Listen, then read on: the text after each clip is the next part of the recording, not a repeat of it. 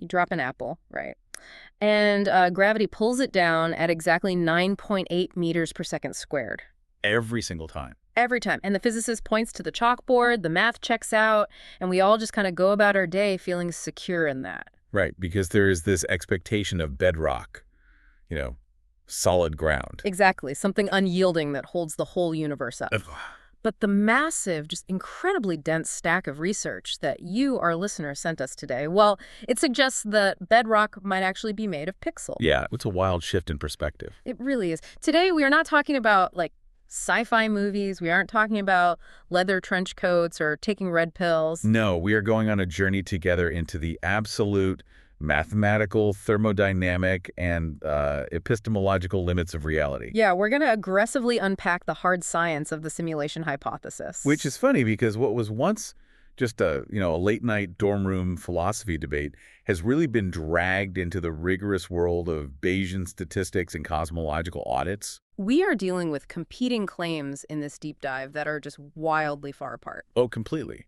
I mean, some of the sources in the stack claim with 99.96% mathematical certainty that we are living inside a computational simulation. Which is basically 100%. Right. While others argue that simulating a universe is an absolute thermodynamic impossibility. It literally cannot be done. Okay, let's unpack this, because our goal today is to make sense of all these competing models without making you feel completely overwhelmed. It's a lot to take in. We're going to explore probabilistic frameworks. We'll look at a literal energy audit of the observable universe. Which blew my mind, by the way. Yeah, that part is fascinating. And we'll dive into some paradoxes that kind of break the very logic of the scientific method itself. But to understand how we got to a place where, brilliant theoretical physicists are seriously debating whether or not the moon is just a rendered graphic, we have to start with the foundational architecture. Right. The modern framing of this entire debate really rests on a foundational 2003 paper. It was by the philosopher Nick Bostrom. Right, and Bostrom completely changed the landscape here. He did, because he didn't try to offer definitive proof that we are in a simulation. He didn't point to a glitch in the matrix or anything like that. No, instead he formulated a logical disjunction, a trilemma. Exactly. He argued that mathematically, at least one of three specific propositions simply must be true about our universe. 3 distinct propositions. So let's walk through them for you guys. The first proposition in Bostrom's trilemma posits the near certainty of civilizational extinction. Right, extinction before a species ever reaches what he calls the post-human stage. And to ground this for you, the listener, post-human in the specific context doesn't mean, we all turn into cyborgs with laser eyes. No, not at all. It defines a developmental epoch where civilization has harnessed computational power on a planetary or even a stellar scale. We are talking about capturing the energy output of an entire star just to run high-fidelity ancestor simulations. Yeah, the ability to compute at a scale where you can simulate billions of conscious minds simultaneously. So Bostrom's first proposition basically suggests that the fraction of human-level technological civilizations that survive long enough to build that kind of computing power is effectively zero. So there's some great filter, some insurmountable existential bottleneck that just inevitably wipes out technological species. Exactly. It could be anything, really. Right, like self-replicating molecular nanotechnology that consumes the biosphere, or nuclear annihilation. Or artificial superintelligence that decides biological life is obsolete, or even simply running out of the raw materials needed to sustain a high-energy civilization. If this first proposition is true, the technological trajectory required to build universe-sized computers is just permanently severed for everyone, everywhere. It is a bleak scenario, yeah, but it's a mathematically necessary one to include. Because if no one survives to build the machines, well, no simulations exist. Makes sense. Now, if we assume civilizations do survive, we move to the second proposition, right? Yes. This one focuses on a totally different kind of barrier: civilizational disinterest, or enforced abstinence. Enforced abstinence. Yeah, this proposition dictates that the fraction of post-human civilizations that possess both the desire and the socio-legal freedom to run simulations of their evolutionary history is extremely close to zero. I gotta say, this one always tripped me up initially. If a civilization survives and they have the, godlike power to simulate entire universes, why would they just collectively decide not to? Well, Bostrom suggests this points to a universal behavioral convergence among advanced civilizations. Yeah. If you have the power to create a high-fidelity simulation of human history, you aren't just creating a digital diorama. You are creating conscious, self-aware entities. Exactly. Beings who feel real pain, experience devastating disease, fight brutal wars, and suffer heartbreak. It becomes a massive moral hazard, right? If the simulation is perfect, the suffering inside it is 100% real. Yes, the ethical implications are just staggering. A post-human civilization might view the creation of a universe filled with suffering as a profound moral crime. So they might have strict, universally enforced ethical prohibitions against spawning conscious subroutines. Or alternatively, they might just completely lack the scientific interest. I mean, they've evolved so far past their biological origins that simulating 21st century Earth is as uninteresting to them as simulating the daily life of a single bacterium would be to us. Wow, okay. That puts it into perspective. Right. Or perhaps there is a pervasive fear of termination risks. The idea that spawning nested computational realities might somehow destabilize their own computational infrastructure. So Proposition 1, we die before we can build it. Proposition 2, we survive and have the power, but we universally agree to keep the switch turned off.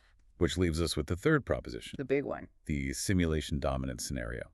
This proposition states that if civilizations regularly survive to the post-human stage, And if they routinely choose to allocate even a microscopic fraction of their vast computational resources to generating conscious entities, then the sheer volume of simulated minds would be astronomical. The fraction of all conscious observers with human-like experiences who are living inside a computer simulation is very close to one. almost 100%.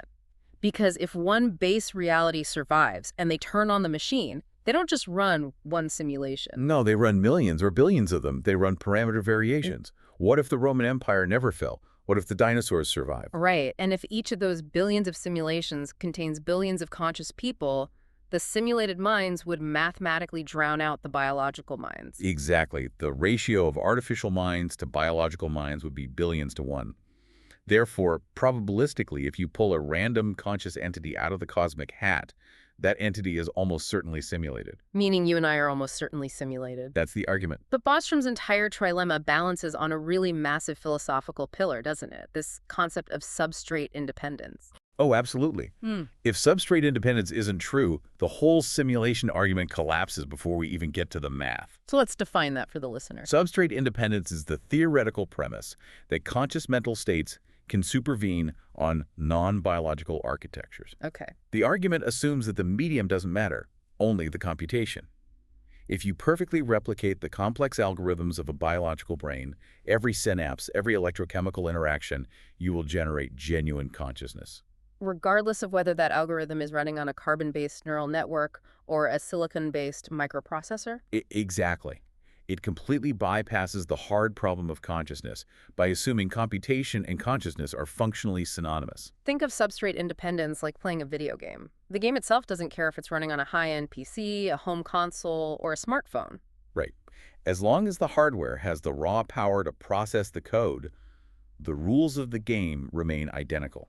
But are we really ready to say the human brain is just software? We are making a massive leap there. We are saying the feeling of grief, the taste of an orange, the subjective experience of simply being what philosophers call qualia, is just a highly complex line of code interacting with other lines of code. It's a huge assumption. Yeah. If you reject substrate independence, if you believe there is something fundamentally unique about biological architecture or quantum processes in organic brains that cannot be digitized, then Proposition 3 is physically impossible. No matter how much computing power a civilization possesses. Exactly. So let's assume for the sake of the argument that Bostrom is right about substrate independence. Consciousness is just code. Bostrom lays out these three options: extinction, abstinence, or simulation dominance. How did he initially suggest we choose between them? Well, he argued that we are profoundly ignorant about our future technological trajectory. We don't know the real severity of existential risks, and we don't know the sociology of million-year-old civilizations. Right, we're just guessing. So in the absence of definitive evidence proving we are currently living in a simulation, we should apply what he called the bland indifference principle. Bland indifference. So you basically look at three equally unprovable scenarios, and you just shrug and split the odds. Essentially, yeah. You apportion your credence roughly evenly across the three disjuncts, a roughly 1 in 3 chance for each scenario. Okay, but if Proposition 3 happens to be true, it feels like a raw numbers game. If they turn the machine on, We are outnumbered billions to one, That's the logic. which naturally leads to the next phase of the sources you sent us. Exactly how do proponents of the simulation theory calculate these numbers? How do they get from a dorm room thought experiment to claiming a 99.96% probability? They attempt to quantify it using a frequentist counting equation. This mathematical model attempts to objectively calculate the fraction of all observers with human-type experiences who are situated within a computationally simulated environment. That sounds intense. It is structurally somewhat similar to the Drake equation used to estimate alien civilizations. It's just a string of probabilistic fractions. Let's build this equation together so the listener can really visualize exactly how the math works. The goal of the equation is to find the fraction of simulated observers, which the sources write as F sub sim. Right. And to find a fraction or a percentage, you need to establish a ratio. You need the total number of simulated minds divided by the total number of all minds combined. Both biological and simulated throughout the entire history of a universe. Yes. The foundational variables are crucial here. We start with F sub p. This represents the fraction of technological civilizations that successfully navigate their existential bottlenecks to reach the post-human star-spanning stage. So this is essentially Bostrom's first proposition mathematically quantified. If F sub p is 0, everyone dies, and the equation just stops right there. Yes. The next variable is F sub I. This is the fraction of those surviving post-human civilizations that actually allocate their computational resources toward running high-fidelity ancestor simulations. So that represents the second proposition, the interest in ethical freedom to simulate. And if F sub I is 0, they survive, but they refuse to simulate anyone. Correct. Then we introduce N bar sub I. This is the massive multiplier. It represents the average number of ancestor simulations generated by an interested post-human civilization. And finally, we have the population of the base reality, right? Which we can call H bar. Yes. The average number of individuals who lived in the biological-based civilization before it ascended to the post-human stage. So when you multiply all of those together, the survival rate times the interest rate times the number of simulations times the base population, you get the absolute total number of simulated people. That forms the numerator of our equation. And to get our final probability, we take that massive number of simulated people and we divide it by all the people who have ever existed. So the denominator is that exact same number plus the original base population. Right. And the sources show how mathematicians algebraically simplified this. Because the base population constant, h bar, appears in both the numerator and the denominator, you can just factor it out. Oh, nice. When you do, the formula resolves to a much more elegant but highly volatile state. The numerator becomes just F sub p times F sub I times N bar sub I, the expected number of simulations generated per base reality history. And the denominator is that exact same expected number of simulations plus 1, that little plus 1 floating at the end of the denominator. That single integer represents the original biological reality. Here's where it gets really interesting, because that simplistic plus 1 reveals profound insights into why this equation behaves so aggressively. Let's assume survival and interest are greater than 0. And let's assume the average number of simulations scales to the astronomical levels theoretically permitted by post-human computing capabilities. Millions or even billions of simulations. If they run a billion simulations, the numerator is a billion. The denominator is a billion plus 1. When the expected number of simulated histories vastly exceeds unity, that additive constant of 1 in the denominator becomes mathematically microscopic. It is entirely negligible. As a direct mathematical result, the total fraction asymptotically approaches 1. You are dividing a billion by a billion and 1. The probability that you happen to be the one biological observer rather than one of the billion simulated observers is effectively 0. It forces the probability to 99.9%. But if you look closely at how this math behaves, it is incredibly fragile. It swings wildly in the other direction just as easily. How so? Well, the equation is highly sensitive to the initial variables. If existential risks are severe enough to ensure that the survival rate approaches 0, or if universal ethical convergence drives the interest rate to 0, the entire numerator approaches 0. Oh, I see. When the expected number of simulated histories is negligible, the plus 1 in the denominator dominates and the whole fraction collapses to 0. But proponents of the theory look at this and argue that human technological progress is exponential. They say a billion years of evolution makes our current understanding of computing look like stone tools. That's their main argument.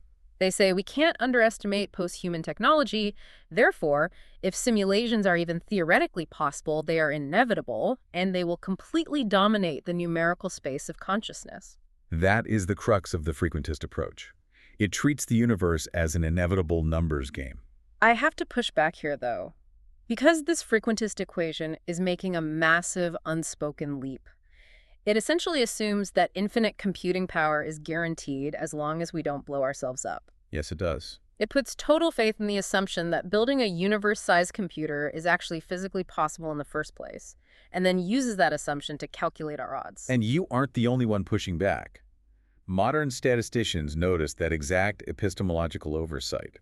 The frequentist math assumes the physical and technical feasibility of the simulation hypothesis as a given.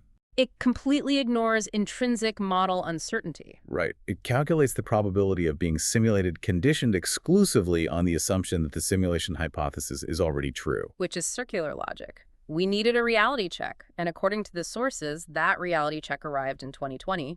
An astronomer named David Kipping introduced a rigorous Bayesian correction to this entire debate. Kipping demonstrated how the naive frequentist count structurally overstates the probability because it fails to account for the unproven nature of the underlying technology. He mandated a reframing of the trilemma into a formal Bayesian model comparison between two mutually exclusive hypotheses. Let's define the two models. The first is the physical hypothesis. This represents a reality where conscious simulations are never birthed. Base reality is the only reality that exists. This essentially encapsulates Bostrom's first two propositions. Either we go extinct or we choose not to simulate. Okay, and the second is the simulation hypothesis. This represents a reality where post-human civilizations successfully and prolifically generate conscious ancestor simulations, perfectly aligning with Bostrom's third proposition. So Kipping sets them up head-to-head. Now, for the listener who might not be a data scientist, we are throwing around terms like frequentist and Bayesian. What is the fundamental difference in how a Bayesian approaches a problem like this? A Bayesian approach fundamentally incorporates prior knowledge, or the lack thereof, into the calculation. Because the technical capability to simulate consciousness across an entire universe remains completely unproven. We've never seen it done, and we don't know if physics allows it. Kipping argues we must account for our own ignorance. So we have to calculate the probability by marginalizing across the entire hypothesis space, rather than just assuming the simulation hypothesis is valid from the start. Exactly. But if we don't know if the technology is possible, how do we execute the calculation? What data do we actually have to input into the model? We condition the calculation merely on the single anthropically undeniable fact that humans exist as self-aware observers. Kipping terms this the cogito ergo sum, or CES conditional. Descartes' famous phrase, I think, therefore I am. We exist. We are experiencing reality. That is the only concrete data point we actually possess. And here is the brilliant part of Kipping's analysis. Because both the physical hypothesis and the simulation hypothesis successfully account for the existence of conscious observers experiencing reality exactly as we do, the likelihood of observing our specific data, our existence, is entirely equal under both theoretical models. Because if the physical hypothesis is true, base reality humans exist. If the simulation hypothesis is true, simulated humans exist. Either way, we sit here having this conversation. Consequently, the Bayes factor comparing the two models is exactly 1. A Bayes factor of 1 indicates an absolute lack of statistical preference for the simulation hypothesis over the null physical hypothesis in the absence of external verifying evidence. Think of it this way for you listening. If I hand you a heavy, locked steel box, and I tell you that inside the box there might be a magical machine that infinitely clones gold coins. Okay. And then I show you a gold coin in my hand. You don't automatically assume the coin in my hand is a clone. The mere concept of the magic box doesn't change the statistical reality of the coin I'm holding. Right. To assume I'm holding a clone, you have to force open the box and prove the cloning machine actually exists and functions. That analogy perfectly illustrates intrinsic model uncertainty. You cannot assume the mechanism works just because you can conceptualize it. So assuming uninformative prior probabilities for both hypotheses, which we must do because we are profoundly ignorant regarding the ultimate limits of computational physics, Kipping uses Bayesian model averaging to calculate the marginalized probability. When you run the Bayesian math, what happens to that 99.99% certainty? Where does the probability actually land? The profound mathematical insight derived from this Bayesian averaging is that the probability of being a simulated entity is strictly capped at an absolute ceiling of 50%. Wait, 50%. It can never go higher. Never higher than 50%. The governing equation contains a specific term that represents the excess probability favoring base reality over simulation. Because the absolute number of simulated realities must mathematically be a positive integer, or 0, this excess probability term is inherently always positive. Let's push this to the absolute extreme. Let's say a post-human civilization runs 1,000,000,000,000 simulations. What happens to the math then? In that theoretical extreme, where an effectively infinite number of simulations are generated, this excess probability term diminishes and collapses towards 0. When that term hits 0, the probability of living in base reality asymptotically approaches 50% from above. Wow. Inversely, the probability that we are simulated approaches 50% from below, but it acts as a hard mathematical asymptote. It can approach 50%, but it can never cross it. So what does this all mean for falsifying the theory? Are we just permanently stuck at a 50-50 coin toss until the end of time? Well, Bayesian updating dictates a very specific, actionable scenario for falsification.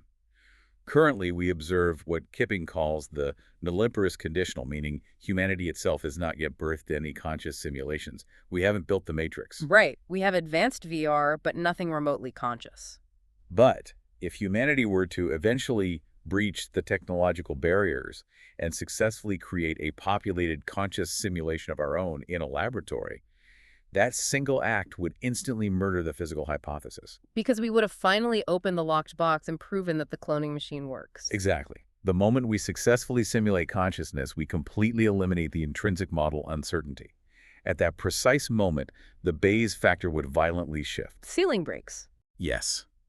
The posterior probability that we ourselves are simulated entities would dramatically elevate past the 50% ceiling to near certainty. But until we cross that technological threshold, Kipping's rigorous application of the Bayesian framework strictly invalidates any claim that human beings almost certainly live in a simulation. To ever break that 50% ceiling, we have to know if building such a universe-sized simulation is even allowed by the laws of physics. Let's look at the universe's actual hardware constraints. This is where the simulation argument faces its most severe and unforgiving test. The simulation argument inherently treats the universe as a purely informational construct, almost entirely detached from material limitations. But as theoretical physics relentlessly dictates, information is inextricably bound to a physical and energetic substrate. You cannot compute for free. Every action requires energy. In 2025, a theoretical researcher named Franco Vazza conducted a comprehensive astrophysical audit of the universe to see if the hardware requirements could actually be met. And what did he find? Vazza evaluated the simulation hypothesis against the absolute strict thermodynamic and informational boundaries of reality. To conduct this cosmic audit, he utilized two foundational concepts in physics. The first is Landauer's principle. Right. Formulated in 1961 by Rolf Landauer, this principle states that any logically irreversible manipulation of information, specifically the erasure or overwriting of a single bit of data, requires an unavoidable minimum energy expenditure. Because erasing information creates a change in entropy, which releases a microscopic amount of heat. Precisely. There is a rigid mathematical equation for it, driven by the temperature of the system and the Boltzmann constant. It proves that computation is a physical process. It generates heat and costs physical energy. Okay, what was the second concept Vazza applied? The holographic principle, utilized alongside the Bekenstein bound. See, the holographic principle sounds deeply sci-fi. It sounds like something straight out of a space opera. What does it actually mean for the architecture of the universe? Rooted in the thermodynamics of black holes, the holographic principle posits that the maximum information content of a given volume of space scales not with its three-dimensional volume, but exclusively with its encompassing two-dimensional surface area. Oh, like a hard limit on data. Exactly. Yeah. The Bekenstein bound provides the absolute upper limit, approximately equating to 1 bit of information per Planck area. So there is a literal mathematical speed limit to how much data you can stuff into a specific sector of space before it collapses. Yes. So Vazza takes these two unyielding principles that information has a strict energy cost, and there's a hard limit to how much information can physically fit in space, and he applies them to the entirety of the visible universe. Let's look at the actual numbers he calculated, because this is where the simulation argument just hits a brick wall. The observable universe has a calculated radius of approximately 14.3 gigaparsecs. To put that in perspective, a single gigaparsec is over 3 billion light years. Oh. Vazza calculated the volume, applied the Bekenstein bound, and estimated the maximum theoretical information content of the entire visible universe to be about 10 to the power of 122 bits. 10 to the 122 bits. That is 1 followed by 122 zeros. It is a number so vast it completely breaks human comprehension. It is functionally infinite from a human perspective. Now, applying Landauer's principle to that number, Vaza calculated the energy required to compute it. Encoding that specific amount of information into an external simulation matrix would require an encoding energy of roughly 10 to the 106 ergs. Okay, we need to pause and define an erg so you understand the scale here. An erg is a tiny unit of energy. It's roughly the amount of energy a mosquito expends to take off from your arm. But when you put 106 zeros behind it, how does that compare to the actual energy available in our universe? The actual total energy content of our physical universe, including all matter, all stars, all dark energy, and all radiation, is roughly 10 to the 76 ergs. Wait, the universe contains 10 to the 76 ergs of energy, but simulating the universe requires 10 to the 106 ergs of energy. Yes. The required encoding energy to run the simulation exceeds the actual physical energy contained within the universe by 30 orders of magnitude. I really want you to grasp the sheer catastrophic scale of what you just said. 30 orders of magnitude difference. That isn't just double or triple the energy. No, not at all. Every single order of magnitude is multiplying by 10. We're not talking about lacking a few extra graphics cards. We are talking about needing an amount of energy that makes the entire observable universe look like a dead AA battery. It is a devastating thermodynamic deficit. There is simply not enough physical energy within our universe to simulate a secondary universe, sharing its same physical properties down to the Planck scale. So the machine can't exist. If you tried to build a computer that powerful, the energy density required would instantly collapse the machine into a massive black hole. It is a thermodynamic impossibility. But wait, I know exactly what simulation proponents will say here. Anyone who plays video games will immediately shout the obvious counter-argument. Video games don't render the whole world at once. Yes, the lazy rendering argument. Right. When I play an open-world game, my console only renders the room my character is standing in. It doesn't render the entire virtual city in high resolution if I'm not looking at it. Couldn't the simulation just be using lazy rendering to save power? Generating quantum details strictly when a human observer points a microscope at them. It is the most common counterargument, but Vasa's astrophysical audit systematically destroys the lazy rendering loophole. He does it by looking at something far more fundamental than human observation, the propagation of high-energy neutrinos. Why do neutrinos break the lazy rendering loophole? Because to maintain a physically coherent simulation that behaves according to the known laws of physics, subatomic particles must propagate accurately through the system, regardless of whether a human is looking at them. High-energy neutrinos have incredibly short physical wavelengths. So they move fast and oscillate fast. Right. The computational time-stepping resolution required to accurately simulate a neutrino moving through space equates to an infinitesimal interval of 10 to the negative 35 seconds. That is an unimaginably fast frame rate. It is. Now let's assume the simulation attempts to cheat the system. Let's assume they use a much coarser time step, equivalent to the absolute smallest measurable laboratory interval, which is 10 to the negative 24 seconds. Even with that cheat code activated. The required power dissipation to run the simulation remains astronomically untenable. Even lazy rendering is too expensive. Vaza calculated that running a low-resolution simulation of merely the Earth, just our single planet and its immediate atmospheric interactions, while remaining loosely compatible with observed high-energy neutrino data, would require continuous power dissipation on the order of 10 to the 45 to 10 to the 61 ergs per second. Just to run a low-res version of Earth, Yeah. What does 10 to the 45 ergs per second look like in the real cosmos? To contextualize that magnitude, 10 to the 45 ergs per second is the total energy output generated by massive galaxy cluster mergers, billions of stars slamming into each other. And 10 to the 61 ergs per second matches the luminosity of the absolute brightest quasars known to exist in the cosmos. Supermassive black holes devouring entire solar systems. So to simulate just our one planet in low res, the alien computer would need to consistently consume the energy equivalent of galaxies smashing together. Continuously. Every single second. Conveying that unfathomable volume of energy through the microscopic computing nodes required for a planetary mass computer is an impossible thermodynamic task. The machine would vaporize itself from the waste heat. The physical hardware limits are just brutal. But the sources also mention critiques from other prominent physicists, like Sabine Hossenfelder, who argue that the physical rules of our universe just don't look like computer code anyway. Hassenfelder expands beautifully on these computational constraints. She argues that the simulation hypothesis fundamentally fails to account for the continuous symmetries embedded within natural laws. What does a continuous symmetry look like? Think of space-time and standard physics like a perfectly smooth ramp. You can stand at any infinite microscopic point on that ramp. But if the universe is a simulation, it is running on a discrete processor, which means space-time must be a staircase. It has to have discrete, pixelated mathematical steps. The universe would have to be pixelated on a quantum level. Exactly.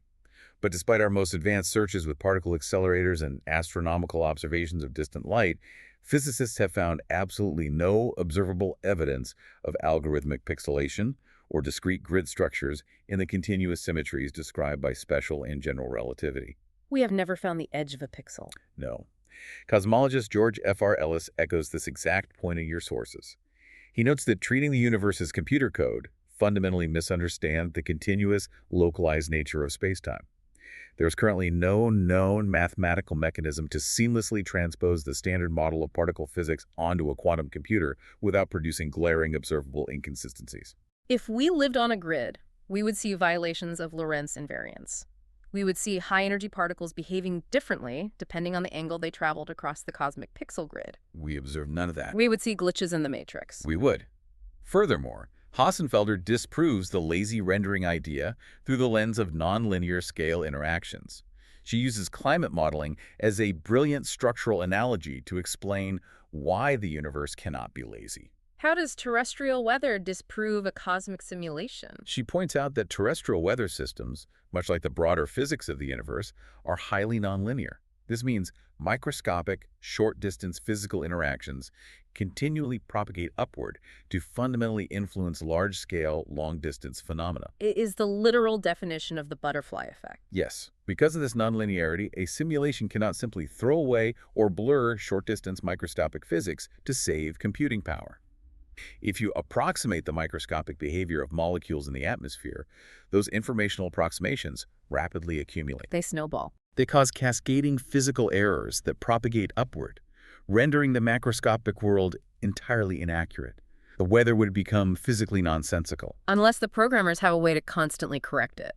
Which would require them to have an external, real universe running alongside the simulation against which to continually check, correct, and smooth the simulated physics, which totally defeats the purpose of running the simulation to save power in the first place. Synthesizing this for you, the listener, the universe is inherently messy and deeply interconnected. You can't just delete the math of a subatomic particle because a human isn't looking at it, because that particle is interacting with a cascade of other particles that eventually make up the sun or the earth or the chair you are sitting on. Right. If you fake the math at the bottom, reality falls apart at the top. And there's another point in the sources from Nobel laureate Frank Wilczek about something he calls hidden complexity. Wilczek's point is fascinating because it looks at the intent of a hypothetical programmer. He notes that the physical laws of our reality contain vast amounts of unused or hidden complexity. These are deep, intricate physical mechanisms constrained by strict rules of time and locality that serve absolutely no functional purpose in macroscopic human experience. Stuff that doesn't affect us or our history at all, like the decay rates of bizarre, short-lived, subatomic particles that only exist for a fraction of a second inside a collapsing star. Exactly. In a true, deliberately engineered simulation that was aiming for computational efficiency, which we've definitively established it must, given the catastrophic energy constraints, this hidden complexity would be entirely unnecessary. It would be heavily optimized out of the code base. The presence of seemingly useless, deeply complex physics is actually a giant red flag. It points to the fact that we are living in a messy, organically evolved base reality, not a sleek, optimized software program. If we were a software program, a competent engineer would have deleted the useless code to save RAM. Precisely. The physical and thermodynamic impossibilities are staggering. But even if we set aside the astrophysics and grant them infinite magical computing power, the simulation hypothesis still possesses a fatal flaw in its core philosophy. The logic of the argument itself breaks down. It creates an epistemological paradox, a logical snake eating its own tail. We need to examine the philosophical critiques from theoretical physicist Sean M. Carroll. His critiques focus heavily on the Copernican principle, the principle of typicality, and self-referential paradoxes that destroy the scientific method. Yeah, let's start with typicality, because this addresses how proponents just assume we are the ones being simulated. This raises an important question. Why do we assume humans represent typical observers in the cosmos? The entire core of Bostrom's simulation dominance proposition relies on the assumption that if conscious simulations heavily outnumber biological entities, a randomly selected observer is statistically likely to be a simulated entity. The logic is essentially reach into a giant cosmic grab bag of all conscious beings, pull out a human. Well, most things in the bag are simulation, so this human must be a simulation. Right, that reasoning aggressively leverages the principle of typicality, the assumption that human observers are not special, unique, or privileged, but rather typical average entities within the broader cosmological dataset. But Carroll argues that declaring oneself a typical observer is often framed as an act of cosmic humility, when in reality, it is a disguised manifestation of ultimate epistemological arrogance. It sounds arrogant. We're declaring ourselves the baseline for universal consciousness. Exactly. By assuming that humanity represents typical observers, proponents of the simulation argument are essentially assuming that typical observers across the entire universe are exactly like humans.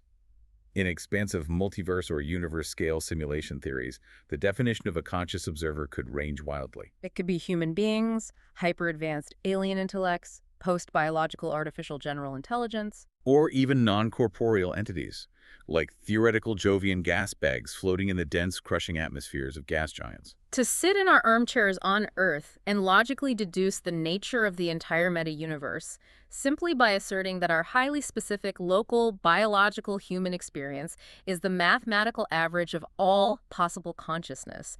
That is wildly unjustified. It is entirely unjustified by any empirical data, logic, or scientific observation.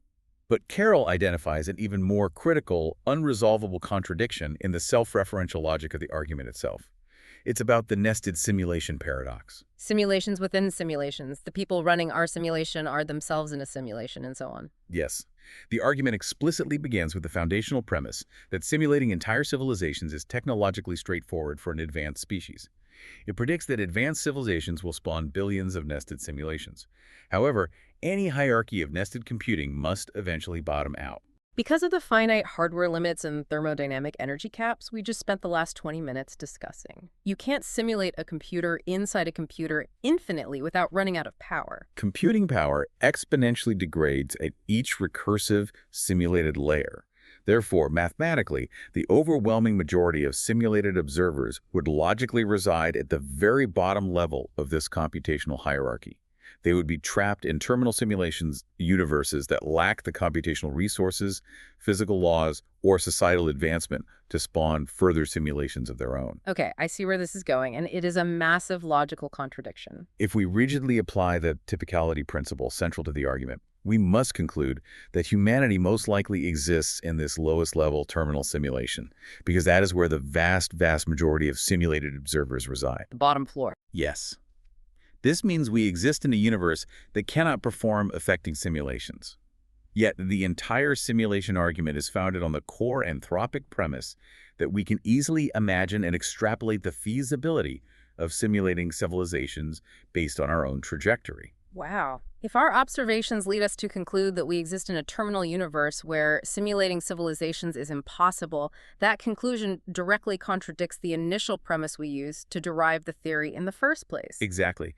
As Carroll notes, when a logical progression results in a direct contradiction of its own foundational premises, the rules of formal logic dictate that one of those foundational premises must be completely false. It's like writing a mathematical proof that proves math doesn't exist. If the simulation argument is true, the logic we used to get there must be fake. It is a profound, self-destroying paradox, and it tightly aligns with long-standing cosmological arguments surrounding Boltzmann brains. Ah, Boltzmann brains. This is one of the most fascinating and terrifying concepts in theoretical physics. Please explain this to the listener.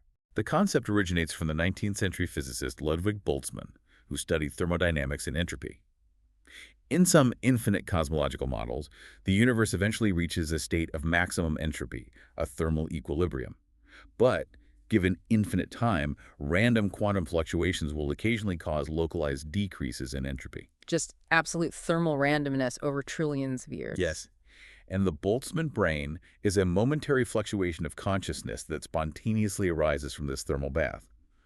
Given infinite time and space, random quantum fluctuations will eventually assemble particles into the exact configuration of a fully formed, conscious human brain, complete with false memories of a life that never happened. Whoa.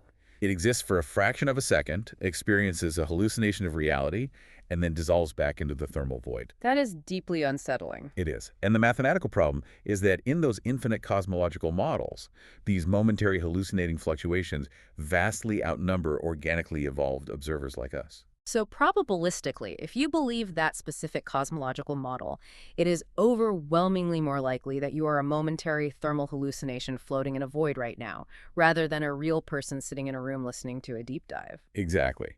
But modern physicists deem any cosmological model that predicts most observers are momentary hallucinations as cognitively unstable. What does cognitive instability mean in physics? It means it destroys the scientific method.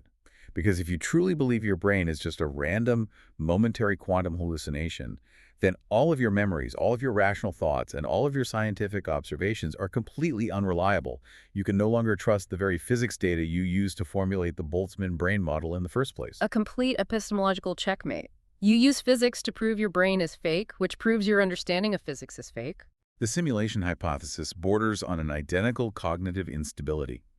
It leverages our deep understanding of quantum physics, thermodynamics, and computation to argue that our physics is simulated and arbitrary. But if our physics is arbitrary and fake, governed by an alien programmer, then the foundational physics we use to deduce the simulation hypothesis is also fake, rendering the entire scientific argument completely invalid. This is spectacular. We've established that the Bayesian math is strictly capped at a 50% ceiling. The astrophysics prove it's thermodynamically impossible to build the machine, and the core philosophy actively contradicts itself and destroys the scientific method.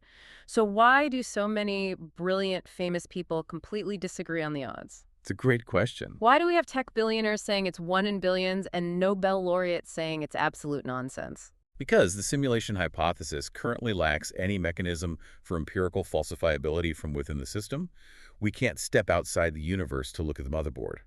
Without hard physical proof, attempts to quantify the probability ultimately rely on something called Monte Carlo analysis and the highly subjective assignment of prior distributions to Bostrom's theoretical variables.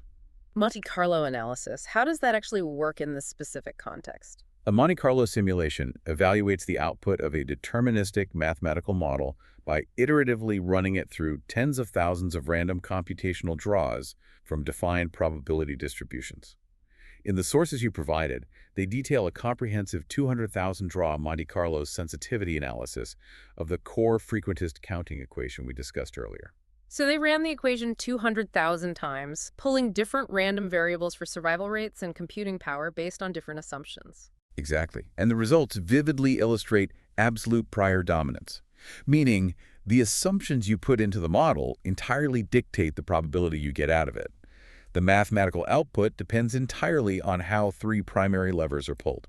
Let's look at how these 3 levers scale, because the math behaves very differently for each one. First, the survival to posthumanity lever. Yeah. This variable scales perfectly linearly. If you drop the estimated survival chance of a technological civilization from 10% down to 0.1%, it mechanically cuts the expected number of simulations by a factor of 100. So if existential risks, nuclear war, climate collapse, AI are perceived to be high, the simulation probability plummets linearly. Yes. That makes perfect sense. What's the second lever? Allocation of resources. The interest in simulating this also scales linearly. If ethical restrictions regarding the rights of simulated conscious entities or simple post-human boredom dominate the sociology of advanced species, the interest level drops to near zero. And that entirely extinguishes the simulation probability regardless of how much computing power they possess. Exactly. And the third lever, the multiplier, the number of simulations generated. The wild card. This variable scales logarithmically. While it possesses the mathematical potential to be astronomically large, we know from Vaza's astrophysical audit that recursive computational limits and absolute thermodynamic energy ceilings heavily cap its upper bound. So how do these abstract levers map onto the public debate we see playing out in the media? The sources compare 2 illustrative families of prior distributions, the optimistic priors versus the skeptical priors. The optimistic prior assumes that civilizations frequently survive their technological adolescence, say, a 29% survival rate.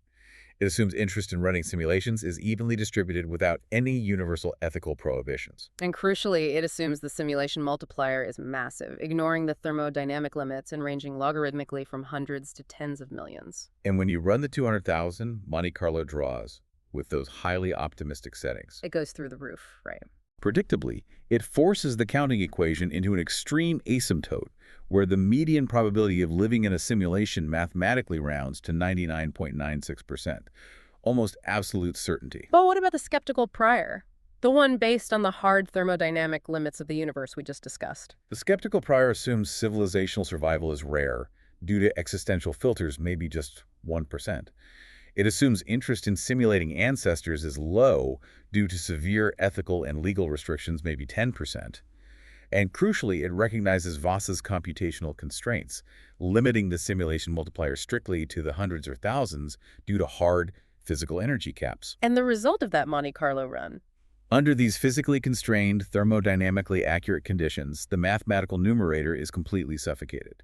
The median probability of being simulated collapses to a microscopic 0.09%. 99.96% versus 0.09%. It is literally night and day based solely on your assumptions. And when you realize this, you can see these specific priors mapping perfectly onto popular public figures. Absolutely. The disparate, highly publicized estimates we hear in the media are not derived from different physics or new telescopes or secret knowledge. They are derived from entirely different, highly subjective prior tunings of the exact same mathematical equation. Take Elon Musk. He famously stated the odds that we are in base reality are 1 in billions. He is utilizing an ultra-optimistic prior. He implicitly assumes survival and interest are significantly greater than 0, while assigning the simulation multiplier a value in the billions, based on exponential extrapolation of video game graphics. He entirely bypasses the Bayesian model uncertainty. Then you have technologists like Rizwan Virk, who estimates a 50% to 100% probability. He uses a singularity-driven prior, heavily based on the rapid advancements in artificial intelligence. He assumes humanity is rapidly approaching a technological simulation point, implicitly assuming high survival rates and massive computational capacity will be solved by AI. And on the other side, you have astrophysicists like Neil deGrasse Tyson, who estimates a 50-50 probability. He equates it to pulling a pebble from two infinite piles. He is using an agnostic prior, which implicitly mirrors the Bayesian prior of absolute ignorance between the two hypotheses. And finally, David Kipping, the astronomer we discussed earlier, who uses the strict Bayesian prior, formally demonstrating mathematically that the posterior probability is absolutely capped below the 50% threshold, regardless of how powerful computers get. So the probability of us being in a simulation isn't a hard number you can measure with a telescope. It's a mirror. If you input your own optimism about infinite computing and post-human survival into the equation spits back a simulation. If you input the hard thermodynamic laws of the universe and the limits of physical energy, it roots you firmly in physical reality. The simulation argument functions exclusively as a macroscopic sensitivity tool. It tells us far more about human psychology, our technological hubris, and our deep existential fears regarding the future than it does about the fundamental nature of the cosmos. We have covered a massive, sprawling amount of intellectual terrain today for you, the listener. We unpacked Bostrom's foundational trilemma and saw how the frequentist counting equation can swing violently from 0 to infinity based on a single assumption. We applied Kipping's Bayesian correction, revealing the strict 50% statistical ceiling. We brought in Voss's devastating astrophysical audit, demonstrating that simulating a universe requires 30 orders of magnitude more energy than the universe actually contains. We dismantled the persistent myth of lazy rendering through the propagation of high-energy neutrinos and the continuous nonlinear symmetries of space-time. We explored hidden complexity and why a programmer would delete useless physics. And we explored Sean Carroll's brilliant epistemological paradox, demonstrating that if we are typical observers trapped in a bottom-tier simulation, the very premise of the simulation argument contradicts itself and destroys the scientific method. It is a phenomenal amount of science to digest. But as we wrap up this deep dive, I want to circle back to something we touched on briefly during the Bayesian segment, because it leaves us with an incredibly profound, lingering realization. If we connect all of this back to Kipping's Bayesian falsification threshold, there is a fascinating, almost poetic consequence to human technological pursuit. Earlier, we noted that the Bayesian math dictates our simulated probability is mathematically capped below 50%, unless humanity successfully creates a conscious simulation of our own. If we achieve that, it would instantly falsify the physical hypothesis. We force open the locked box. We prove the cloning machine works. Yes. That means, ironically, every single dollar we spend in our laboratories today trying to build artificial general intelligence, or perfect immersive virtual worlds, or map the human connecto into silicon, is effectively us playing existential roulette. The moment we finally succeed in creating a truly conscious artificial reality, we mathematically prove that we ourselves are almost certainly just software. The moment we build the matrix, we realize we are already inside it. It completely reframes how you look at a computer screen. From a bedrock of unshakable physical laws to a fragile synthetic pixel waiting for the rendering engine to catch up. Thank you to the listener for providing such mind-expanding, rigorous sources and for sending us down this incredible rabbit hole. Keep questioning the physical limits of your reality, and we will see you on the next deep dive.